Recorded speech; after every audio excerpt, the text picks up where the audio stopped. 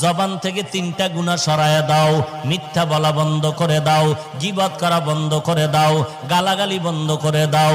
এরপরে 3টা নেক আমল চালু করো। 1 নম্বরে হাঁটতে চলতে উঠতে বসতে কার জিকির করব? 1 নম্বরে আল্লাহর জিকির। আল্লাহর জিকির, আল্লাহর নামের তাসবিহ পড়ো। সুবহানাল্লাহি ওয়া বিহামদিহি সুবহানাল্লাহিল আযীম, সুবহানাল্লাহি ওয়া বিহামদিহি সুবহানাল্লাহিল আযীম। পারা যাবেনি? আল্লাহ আমাদের কবুল করেন। 2 নাম্বার, আল্লাহর জিকিরের পরে কোরআন তেলাওয়াত করো। আল্লাহর কোরআনের তেলাওয়াত আল্লাহ পাওয়ার যত মাধ্যম আছে এর মধ্যে 2টা মাধ্যম বড় মারাত্মক গভীর। 1 নম্বরে নামাজ, 2 নম্বরে কোরআনের তেলাওয়াত।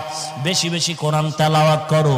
যদি কেউ বলেন হুজুর কোরআন তেলাওয়াত জানি না, কোরআন শরীফের যে কোন